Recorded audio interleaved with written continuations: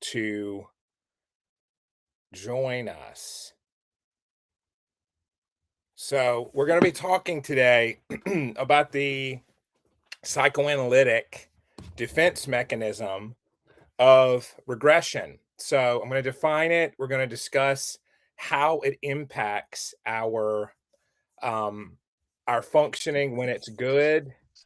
All right, the car cast coming in. All right, there we go. Yes, amazing. We're All live at right. the venue. Yes. We are live currently. So, very cool. Happy everybody out there, wherever you're seeing us, X, YouTube, Substack. Thank you so much. What are your thoughts? So, Dr. P, I know we talked about defenses, and I'd said, well, we hadn't done regression yet. Yes. I don't think we had. No, we definitely didn't. Well, and it really deserves. Okay, very cool. All right, it deserves attention as its own sort of approach to stress as an unconscious defense, meaning unchosen. So, I can define it and then toss it to you for your thoughts if you want. Sure. So, regression is a higher order secondary defense. So, it's available to psychologically healthy adults under acute stress. And also, it's capable of organizing an entire character structure when it becomes the default way of responding, rather than an emergency response. So that range from adaptive to characterological, meaning personality pathology, determines how a clinician should respond. So regression means going backward, and the corrective to that we'll get into, and I have lots of thoughts. I'm sure you do too. But Freud described two varieties of regression, and we can talk about both. A return to earlier psychological states. So, wherever development was arrested, wherever in that libido stage of development, oral, anal, whatever, phallic, genital, the phases there. And formal regression is a shift from secondary process cognition, abstract, linear, organized by language, toward primary process thinking. So what does that mean? So that's formal regression rather than temporal. So formal regression looks like thinking in imagery, concrete thoughts, governed by displacement, condensation. So Freud saw this operating in dreams, in psychotic states, and in creativity. And we'll talk about that later.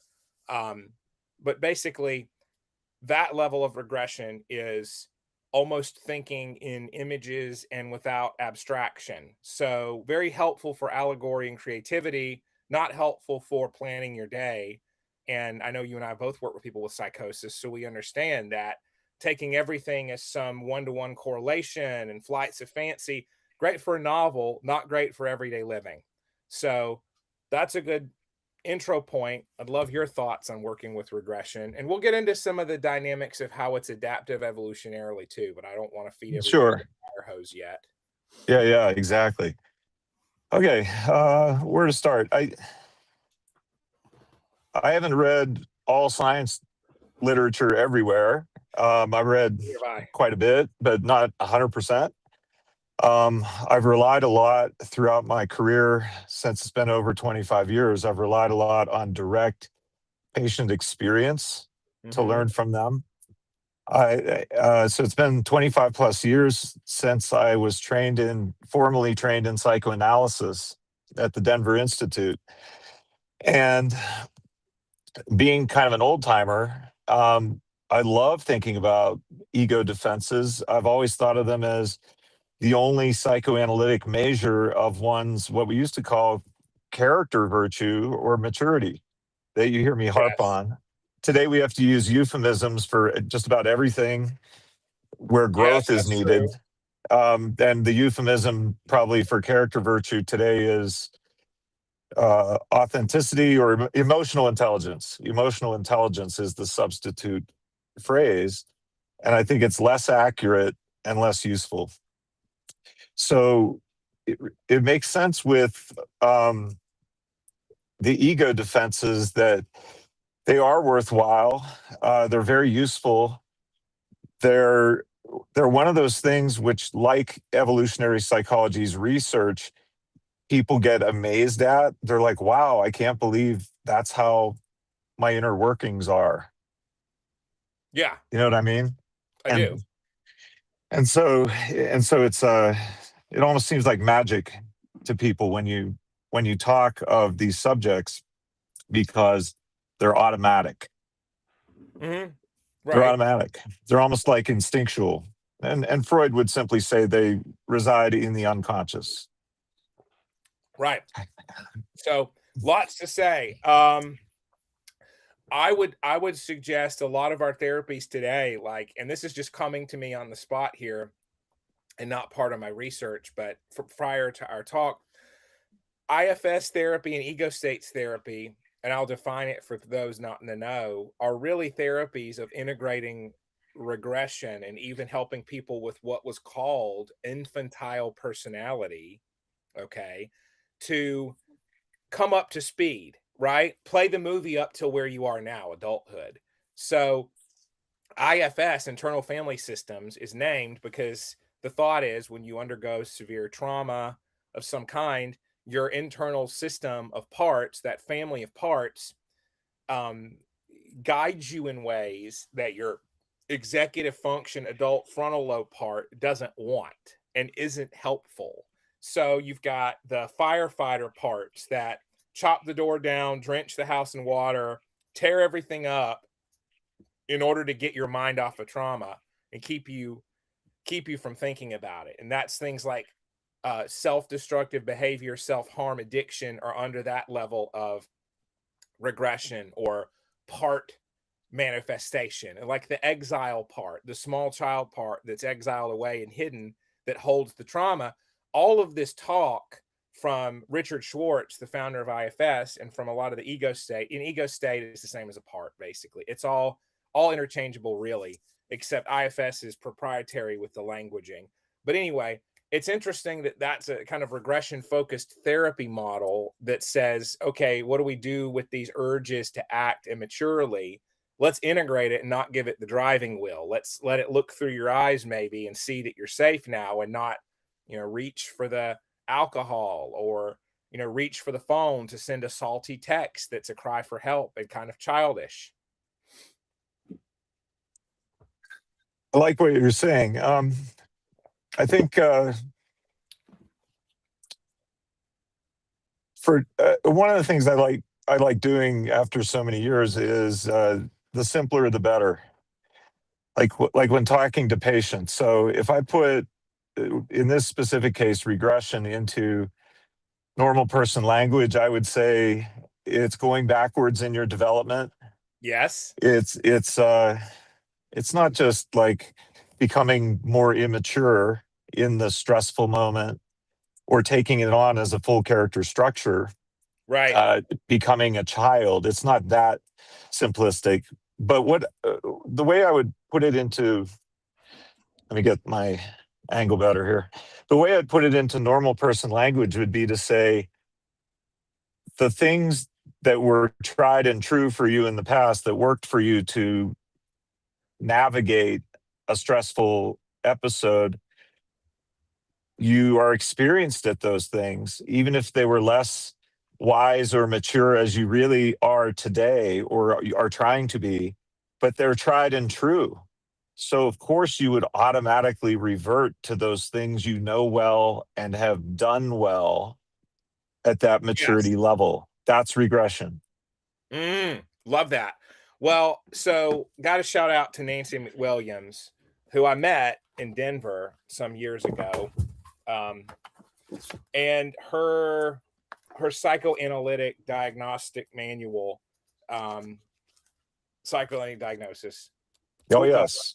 Uh, Lots in here about regression. A little chat. Each defense mechanism gets its own thing, but I'm reminded that hypochondriasis, meaning hypochondria, and if you haven't heard that term, dear listener, it's the person who always thinks that something medically is wrong with them and somaticizes their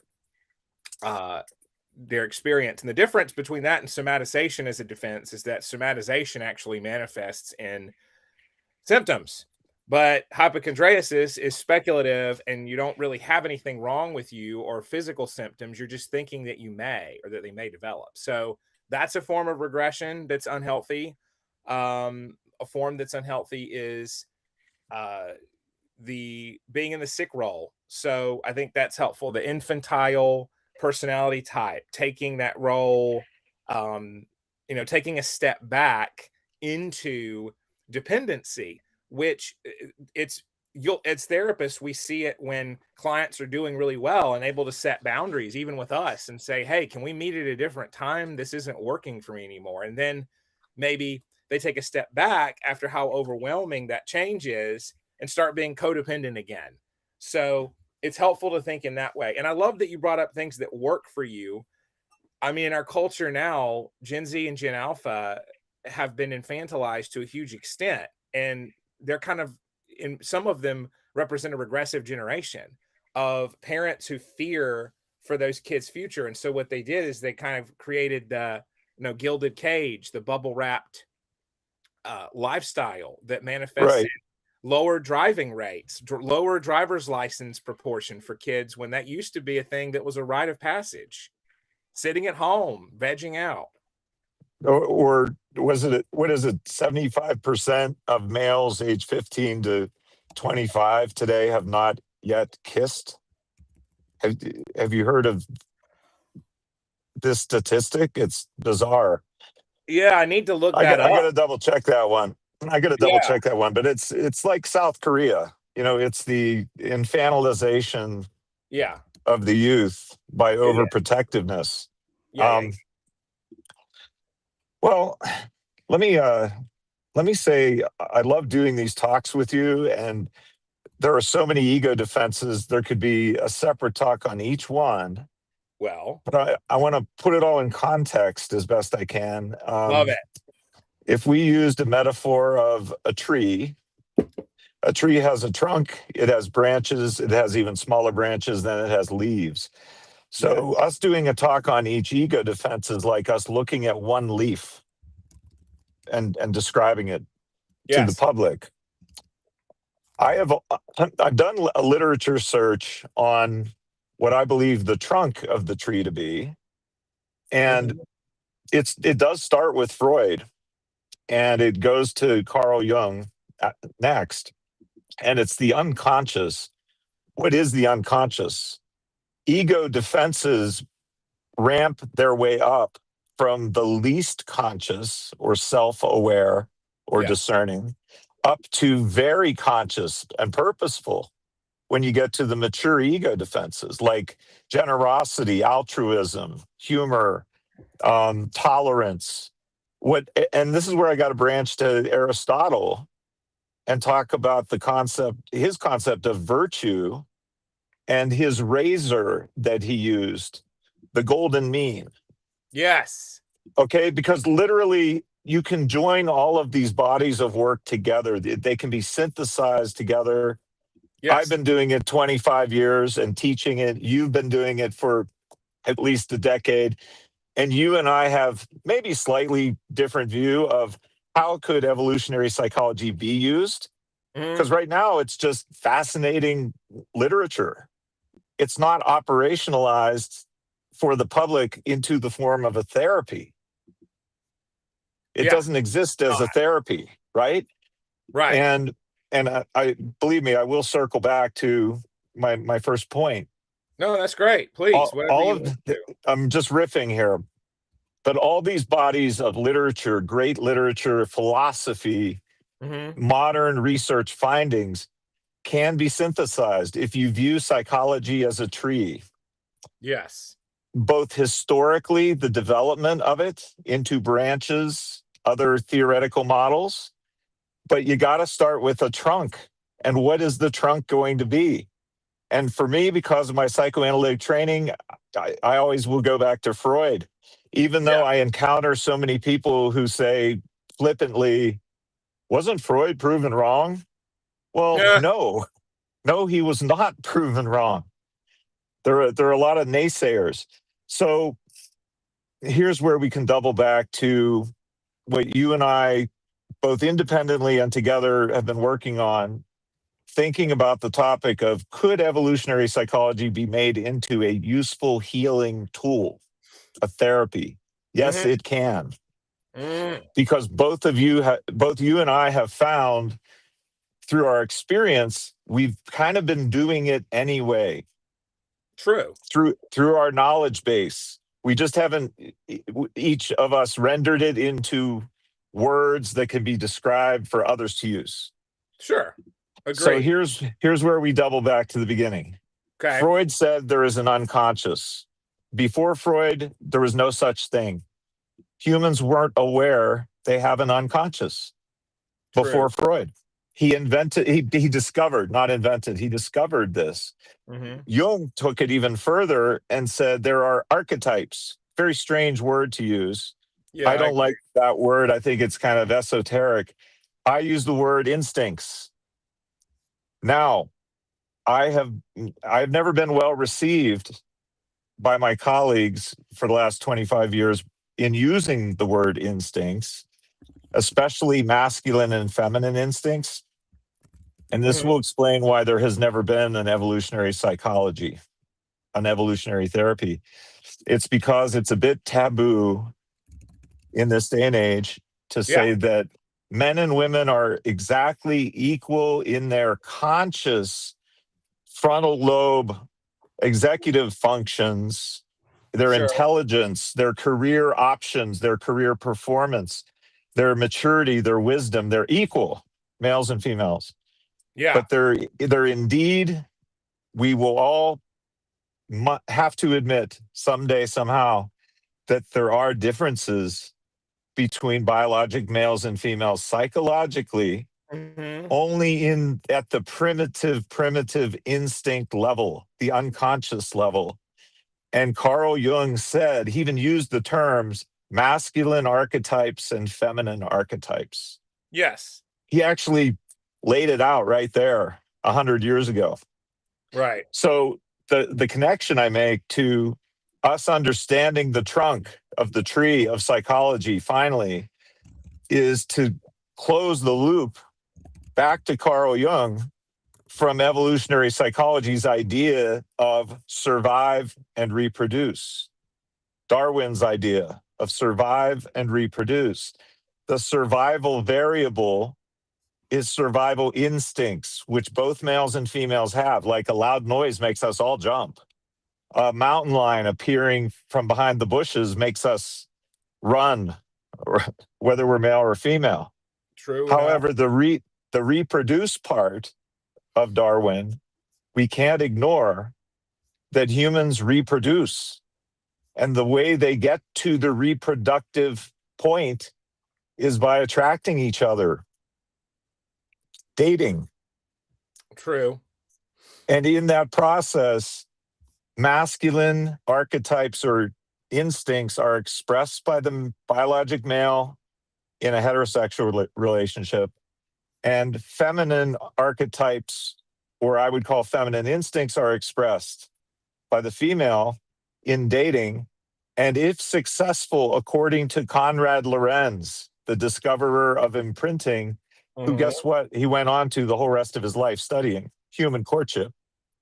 According to him, imprinting must occur for the male and female. Right. The imprinting must occur. And Konrad Lorenz famously said, imprinting is forever, Well, meaning go it ahead. turns on and you have this attachment. You have this powerful attachment to an adult peer, and we call that falling in love, We that do. attachment. We do call it that. And what it is an instinct has been turned on, but it can only be turned on if the right actions are done with the right timing. Just like the ducklings in the countryside that thought Konrad Lorenz was their mother. Right. It had to be the right stage of development and the right actions taken.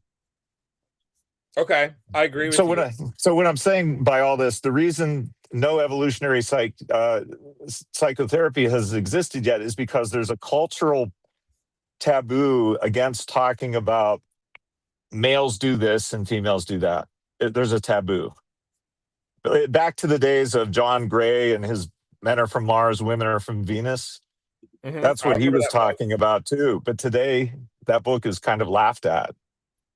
I wonder why. I mean, I don't hear it talked about much, but have you found the data on why it's laughable in your Yeah, view? yeah. I found the data, and again, I like to be simplistic, or I like to try to be elegant. I try to simplify complex things. Here's what I see in the literature: the arguing about it. It's because of the triune brain model of Paul MacLean, which was one of the first, truly, you could say, evolutionary psychology concepts. I think is still the most important. It's a way of envisioning not the brain circuitry. Everybody loves these days talking about different brain anatomical areas, right? And what they do and where the circuits go and what neurotransmitters are being used by those circuits. That's all fine and nice. That's like being a computer engineer of hardware. And Yeah. I like hardware well enough, but I like software much better. And software is not hardware. They're dependent on each other, but I view psychology as software and brain circuitry as hardware and Okay. medications. And I'm more interested in software. And I believe that, and I will get to the point. I'm meandering, I know, but I'll get to the point.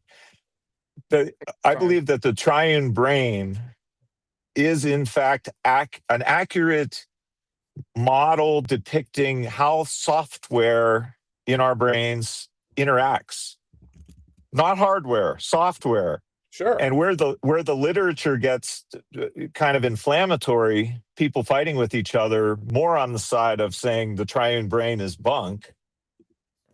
Where it gets hot is where those who are against the triune brain being useful or valid, at least in teaching psychology, their objection is, they say, the brain does not develop evolutionarily from a reptile to a mammal to a human. That's not how it got wired. Their argument is about brain wiring, brain architecture and structure. That's their only argument. They don't argue in the realm of psychology and software. It is indeed how it works from a software standpoint.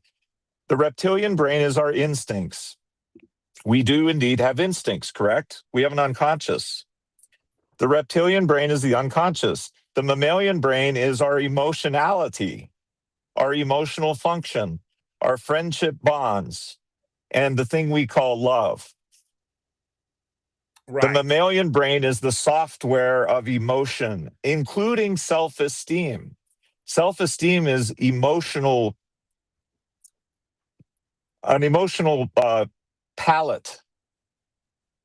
Our self esteem is happiness. If we want to be happy, then we want self esteem. If we have good self esteem, we are happy. So the mammalian brain is simply the emotional functions. Yeah, I think that's accurate. I mean, on the limbic system stuff, I think people with trauma experience a real fundamental lack of felt safety and felt sense of love, esteem, other elements of what you just described because they are constantly scanning their environment thinking it's unsafe when it isn't. So an evolutionary psychology of trauma says you think that there's a predator coming when there isn't, and you have no time to savor food or romance. So you kind of you lead me right up to a good point that the evolutionary psychology of regression is that we don't ever outgrow the need for succor, support, interpersonal soothing. We hear a lot about self-soothing, but we don't hear as much about other soothing, which you just call that relationship, friendship, or romance. The element, though, of it being for men and women, it can vary, but the element of being reminded that you are safe, and safety can mean literal or it can mean your self-worth and your position. So, I mean, John Bowlby talked so much about attachment and whether or not you believe in attachment psychology, because there's been some irreplicable studies that weren't, and it's shown that like your attachment style can change, which is fine. I don't have all of my eggs in that basket, but other authors have shown, uh, Mickelenser and Shaver, I can put that in an article right Oh up, yeah. Oh that yeah. adults under stress show activation of those same proximity seeking behaviors that you see in infants. So, contact seeking, sensitivity to rejection, narrowing your attention toward attachment. So, under high stress, that overrides that cognitive system that ordinarily you rely on as an adult. So, regression can be this attachment system firing up when you feel that you are so like you're under threat. And I think BPD, if we look at it that way, evolutionarily, is really Sure. a continual attachment, validation seeking disorder where there's no, the validation is never met. And So permanent activation. permanent activation. So Yeah. a level of infantile functioning of talk to me, soothe me, help me is adaptive rather than, leave me alone to pass away. If you're like in so many stories, though, and this gets to something else I haven't written yet, but will write it up. Yeah. Men, a lot of movies involve, we can make a whole list, males who have the family already, who've passed on their genes, sacrificing themselves in some way and not seeking help and not wanting to go it as a team and to sacrifice themselves. Well, they've mated, so they've passed their genes on. And so it makes sense evolutionarily, psychologically, that they can say, well, time to go. Not to be morbid, but you're not going to survive to pass on your genes if you don't make it to reproduction. So you have to have the balance of seeking support and help when you need it, and not when it comes to the level of, okay, it's the squeaky wheel getting the grease, but I think in China they say the noisy duck gets shot. There's something, it's inverted, where the more trouble you make, you will be outcast Yes. by your tribe. And so that's the maladaptive point. That's that tipping point. Yes. Wow, that's a great launching spot there to talk about the men in the movies who are already fathers. They've already passed on their genes, and then what happens? I have I guess you would call it a paradigm. I have paradigms on paradigms on paradigms that came from my blending my education with what I've experienced with so many patients, high numbers of patients in total, 25 years. And one of them is, if I were to describe ultimately like a philosophical singular description of a male versus a female biologically, I would say women are about birth and men are about death. Whether themselves or others, basically, right? Maybe if they go to war, yes, then very literally so. But what I mean is males, and I also come up with nomenclatures that will someday make sense to people. I borrow from the Greeks, from the Greek mythology. I call it the Zeus instinct. It's John Barry's protector provider instinct, the first instinct uncovered in males, a masculine instinct. He's calling it an archetype to stick with Jung, but it's an instinct. And this Zeus instinct, I call it Zeus because Zeus was the chief god of Mount Olympus. He was the father. He was the ultimate father who provides and protects the other gods and humans. And it's about legacy. So an adult man may not produce a death or cause his own death, although that is rather common. Males are the highest suicide rate. Yes, they are. But if it weren't literal, then it's about legacy. He wants to be remembered by his children for his generosity, for his protecting and providing. Legacy. Yes. Right. Fighting and winning as well, often. Fighting and winning. I call that the Ares instinct because the god of war was Ares. Fight to win. Well, I think it's interesting with some of these instincts. I mean, we know testosterone, and I mean it makes for good good banter here. Yeah. Um, I think so. Your metaphor that was very apt of the analogy, rather, I think, to be Of a straight. tree. No, the tree's great, but the Oh. hardware software thing. Oh yeah, So yeah, yeah. the hardware of biology, of brain circuitry, and the software of um, psychology. I'd like to add on, and I think maybe what do we want to say? Maybe we say that the ports on the The hardware, user. How about there the has to be a user. user? Well, there has to be a user, but hormones make a massive impact because higher testosterone can mean higher bonding in a tribal sense and higher tendency to get out there and be competitive because there's studies. So I'm wondering the and as a doctor, you know that hormones and neurotransmit.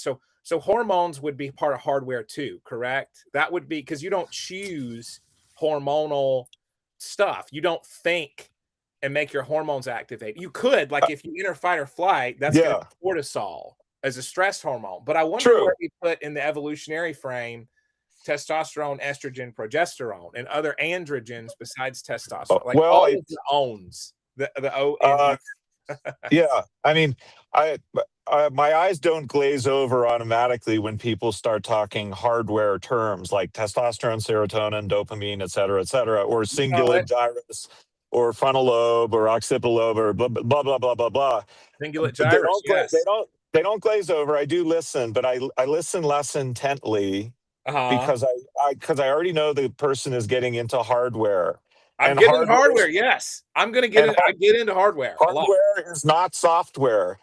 But the reason my eyes don't completely glaze over is because software does need hardware to run on.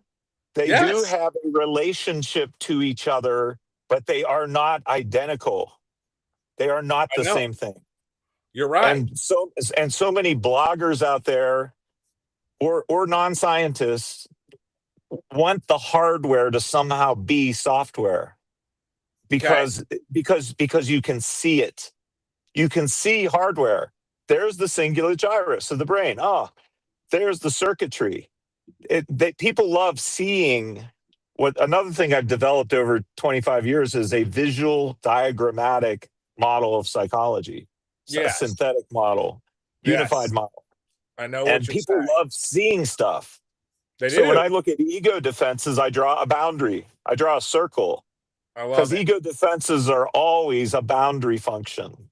That's true. Um, so I think that's why they do it. That's why these folks who get very, very fired up about arguing psychology using testosterone and progesterone and serotonin and circuitry is because they really wish they could see the thing we're talking about when we talk about psychology, but you Sure. can't.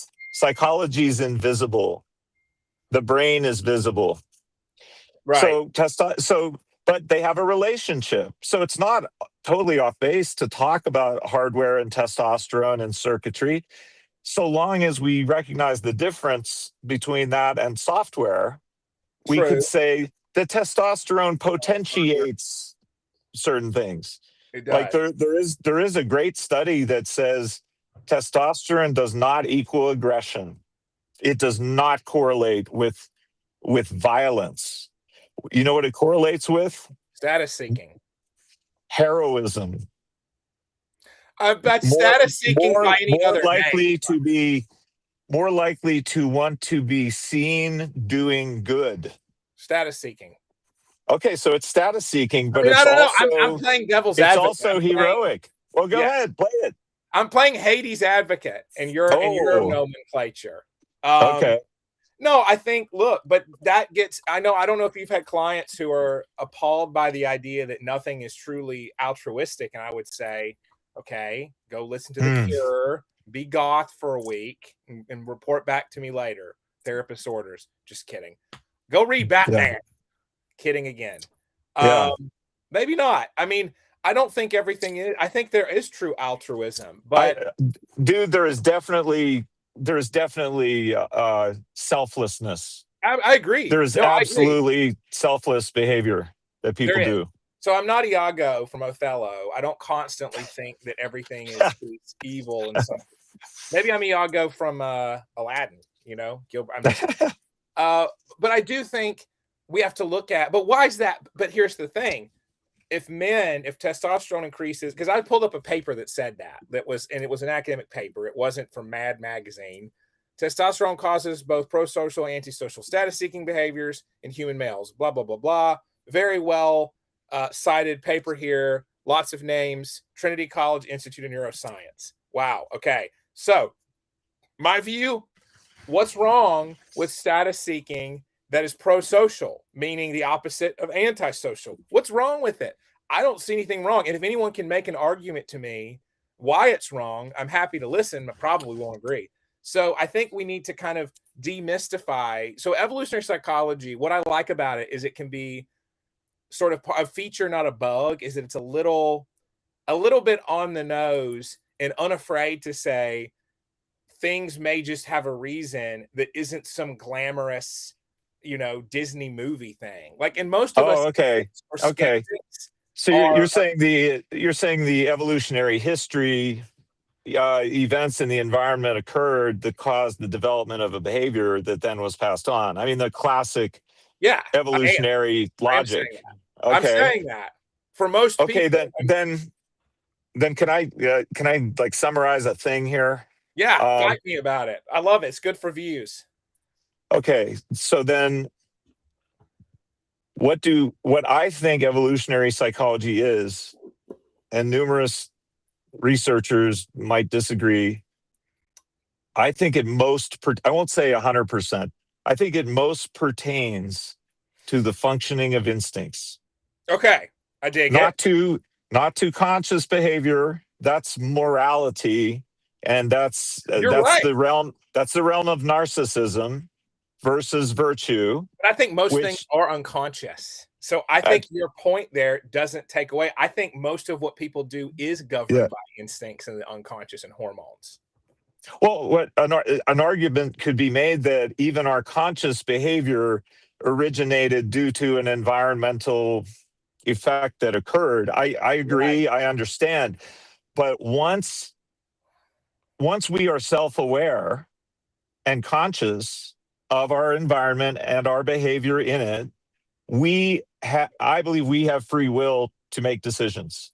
I think we do as humans, we make conscious decisions. And once our decisions are in the mix, even though the behaviors originated from evolutionary history, our decision-making now could indeed go against what evolved.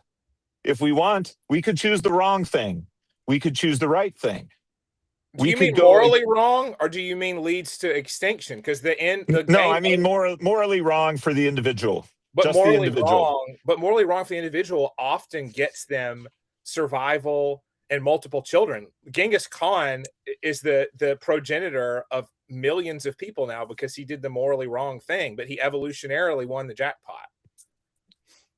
Basically, like that's right. So it's an amoral thing what thrives in our society now. It doesn't matter how moral you are. People add morality as in a video game, like a skin that you put over whatever it is. They're putting flowers over a tank. Like it isn't. That's what I see most morality. As a Christian, we can say, okay, a lot of people are dead in sin, and you can say, well, sinfulness is kind of an old technology word, because psychology is a technology of understanding that you write down and it makes sense of the world, right? Like a cheat sheet of why things happen. So sin explains how a lot of people get ahead, and it's your base instincts. And it does well. The Bible says the way to destruction's broad and wide, soul destruction. Not in the here and now, though, material success. That's pretty good when you sin. So, and Calvinist Christians would say, well, you can't even choose to do good because you're so dead to sin, and God has to choose you first to be saved. I'm not saying I'm Calvinist, but it's interesting that there's a huge through line where Calvinists would basically say, oh, yeah, you know, most people are so sinful and unconscious in their behavior to only care for themselves that God has to actually decide, like, okay, this person's going to get saved, and then they hear the gospel, and instead of rejecting it, they respond. So there's such an overlap between the Evo Psych view and even some Christian views. If you take out the idea of evolving from apes, and instead it's what you do that gets you ahead, passes your genes on. There's more people who act like that. That's what I think is the story of humanity. Oh, okay, because it makes perfect logical sense to any reasonable human that such behaviors would continue because they're passed on. I mean, evolution just makes sense as how things work, let's Right. say, rather than arguing over how history exactly happened. That's how Yes. you could resolve the religious versus pure scientific. But Right. back to Darwin. Yes. Back to him. If his main idea was survive long enough to reproduce, and if evolution passes on behaviors that helped individuals and the species stay alive, those behaviors were not conscious teachings, let's say. They weren't grandfather teaching father teaching son wisdom. They were built into behavior. That's Right. why I think evolutionary psychology is all about instincts. It's Sure. instincts. It's survival instincts and It it's is. reproductive Right. instincts.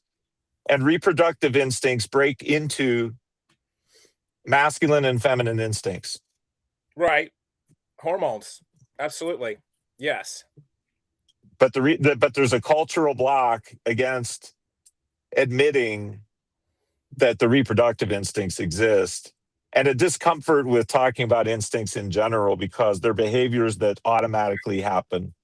Well, I listen. I think you're right. I think I've seen more mainstream because there's kind of a war going on for the heart of evolutionary psychology now, and Yeah, a lot of the good actors, the key players, are defending it with stuff that findings that make sense. And I mean, I should do a whole show on that. But and the goal isn't to discriminate or to harm women or men either. It's to say, look, whatever your feelings and your sociology are, here's what the data says. Here's what activates certain responses in people. So I think you can notice a through line pretty well between hardware and software, and that's where the real truth lies, is when you can't yeah, fake that. When yeah, the hardware and the software, when there's a split second where someone's not consciously yeah. choosing what to say in these self-report trash studies where somebody can say they believe stuff they Oh, totally don't. oh, yeah. It's what you wish science was.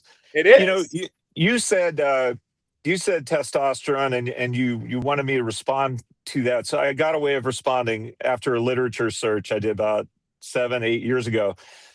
Uh, Hardware is needed for software to run. The software needs to be compatible with the hardware, or Sure. it won't work. It's a foundation, it's a basis. So testosterone level and estrogen level both connect to dopamine pathways, Yes. not directly, but they potentiate each other. So Yes. how would I reconcile that hardware over into the software of the triune brain, the Okay. reptilian brain, and the unconscious and the masculine and feminine instincts? I would say the testosterone potentiates dopamine, Okay. which means that if you use testosterone as a hardware analog of masculinity and Yeah, estrogen as a hardware analog of femininity, I then what would. it means is both masculinity and femininity are a dopaminergic supported feeling that Freud called libido, the Yeah. feeling of being alive, the Yes. being excited to be alive, bliss, joy. Yes.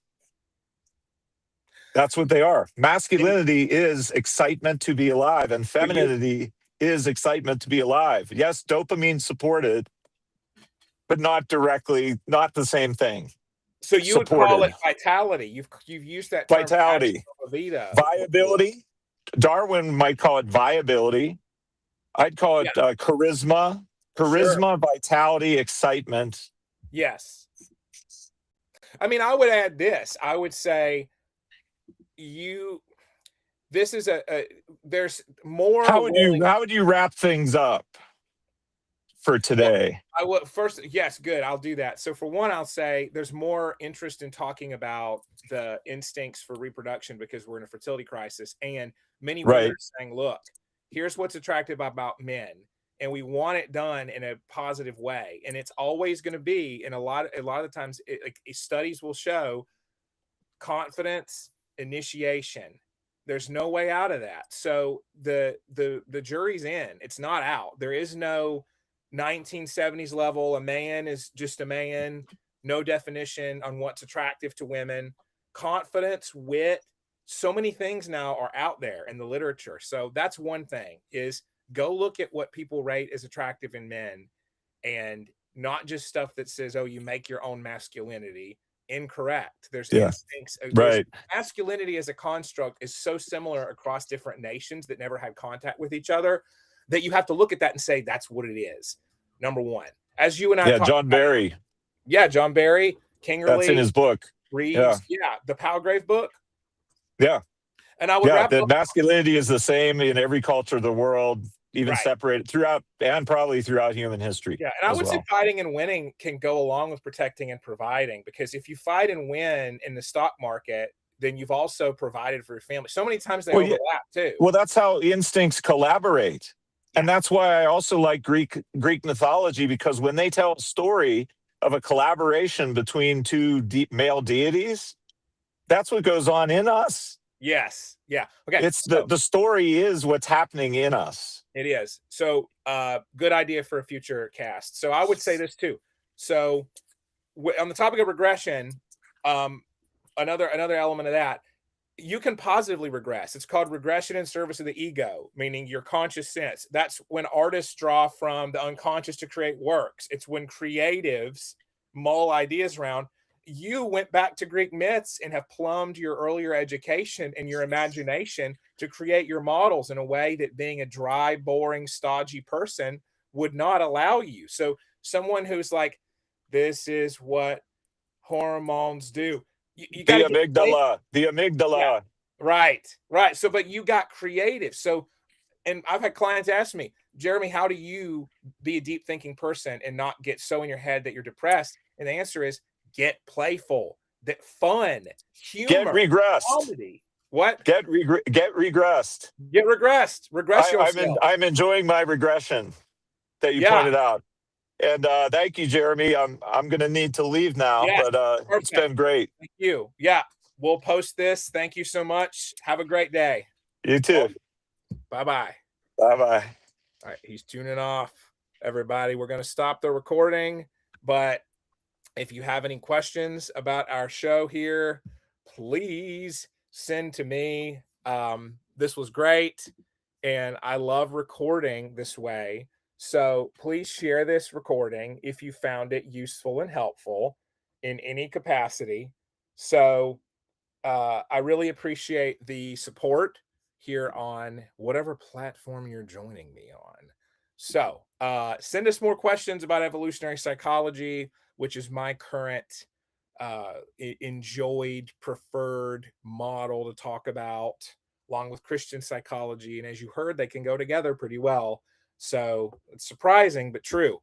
So until next time, thank you. Have a great day. Book me as a guest as you will, and we'd have a lot of fun. I also do comedy. I also do writing.